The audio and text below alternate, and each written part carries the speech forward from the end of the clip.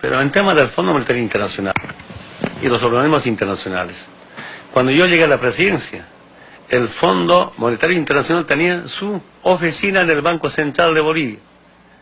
Ellos son los que decidían políticas económicas y les chantajeaba a gobiernos, les condicionaba a gobiernos. ¿Y cómo los chantajeaba? ¿Cómo los condicionaba? Si le falta a este presidente de Bolivia unos 30 millones de dólares, decía, te presto 30 millones de dólares a cambio de la privatización de los servicios básicos, agua, Entel. Si quieres 50 millones de dólares, te presto esta plata, te presto, no es donación, te presto a cambio de que se entregue los pozos petroleros a las transnacionales. Si quieres saber, estaba revisando un dato, creo que es de 41 millones de dólares, si quieres necesitas 40 millones de dólares a cambio de la privatización de nuestras refinerías, y privatizaron. El último gobierno de Carlos de Mesa, me acuerdo muy bien, no tenía plata. Había pedido plata de los países europeos para pagar sueldos y les negaron. Y finalmente se acercó al embajador de Estados Unidos, el 2003-2004. Y el embajador de Estados Unidos dijo, sí, te presto plata, pero a condición de que usted haga aprobar en el Congreso la inmunidad para los funcionarios de Estados Unidos en Bolivia.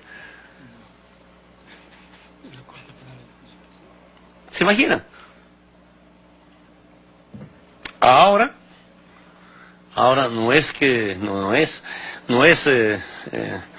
no decide políticas económicas el Fondo Monetario Internacional.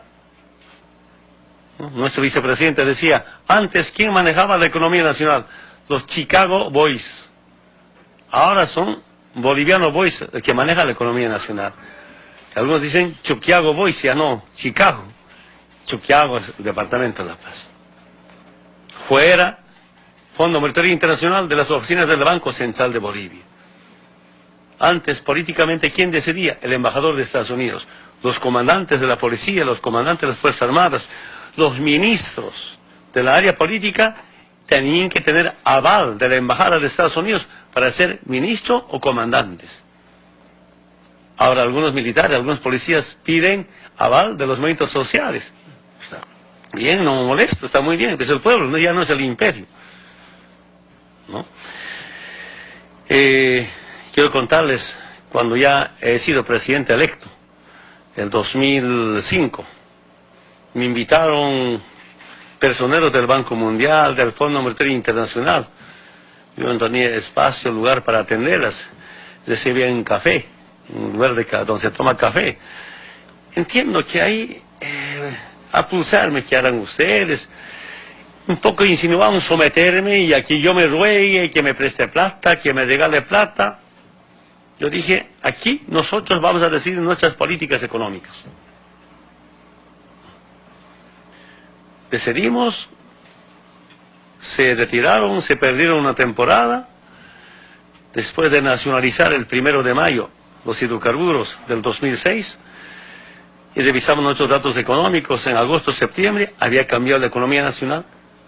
De verdad, yo no soy profesional, no soy experto en finanzas, pero cuando con nuestro vicepresidente Álvaro revisamos, pues sobra plata. Ya no tenían que prestarnos plata para pagar aguinaldos. Había superávit el primer año de nuestra gestión, porque hasta ese momento, hasta el 2005, 40 años con déficit fiscal, y el primer año de nuestra gestión con superávit. Pero además de eso había plata, y ahí planteamos, hay que crear un bono Juancito Pinto. Esa plata no puede quedarse, no hay que gastar.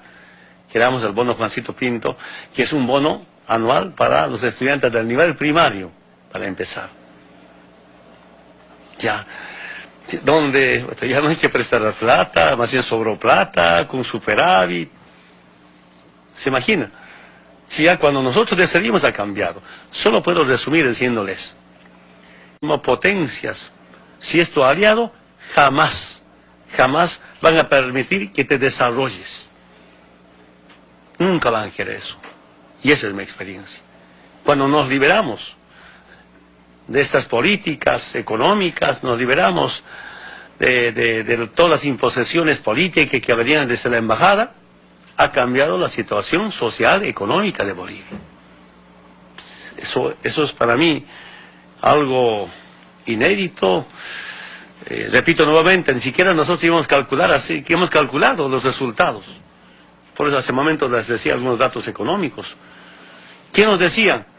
Si se nacionalizan los hidrocarburos, no iba a haber de inversión en temas de hidrocarburos. Ahora, si hay algunas empresas transnacionales, no son dueños, sino socios. Y algunos prestan servicio, ni siquiera invierten. Nosotros pagamos. El 2005 la inversión en hidrocarburos eran apenas 200 millones, privados en especial, y algunos poca plata del Estado. Si la renta petrolera era 300, ¿de qué iba a invertir el Estado? Era privados. El año pasado la inversión, casi 70-80% con nuestra plata, 2.000 millones de dólares. Para este año está programado la inversión de 3.000 millones de dólares. Si el 2005 la inversión era 200 millones, el 2013 2.000 millones, para esos 3.000 millones es nuestra plata. Si hubiéramos seguido sometidos al Fondo Monetario Internacional, ¿qué inversión? ¿Qué desarrollo? ¿Y cuál ha sido la clave de la nacionalización? Quiero que sepan. Antes, cuando estaban en manos las transnacionales del petróleo y el gas en especial, ¿qué decía?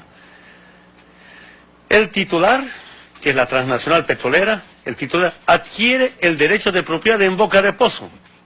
Cuando yo como dirigente reclamaba a los gobiernos, ¿por qué el gas no es nuestro? Nos decía, cuando está bajo la tierra es de los bolivianos, pero cuando ya sale ya no es de los bolivianos. Inventaron un contrato inconstitucional llamado en boca de pozo. Y el titular adquiere el derecho de propiedad en boca de pozo. Del 100% de utilidades, 18% para los bolivianos, 82% para las transnacionales. Antes de la nacionalización, con los técnicos bolivianos, pero con los expertos internacionales, debo reconocer, algunos españoles, algunos cubanos, venezolanos, porque algunos brasileños, expertos.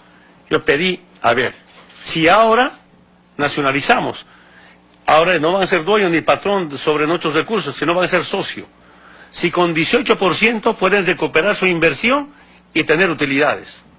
Después de un estudio, análisis económico, que lo que pasó 2-3 semanas, me dicen estos expertos internacionales en temas de hidrocarburos, presidente Evo, con 18% todavía tienen ganancia, utilidades, y recuperan su inversión.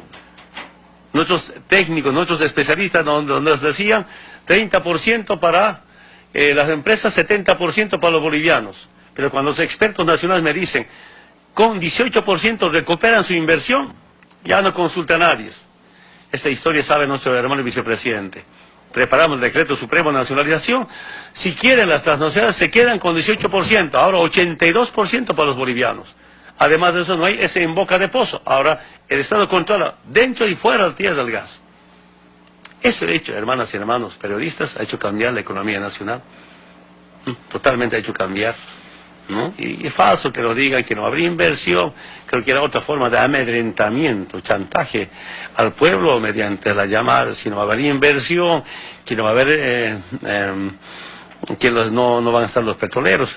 En este momento, los 2-3, pero la mayor parte de las empresas prestan servicio y no son socios. Petrobras, Repsol sigue siendo socios. Es nuestra experiencia. Repito, no soy experto, pero obligado a entender, saber cómo es mejor nuestra economía.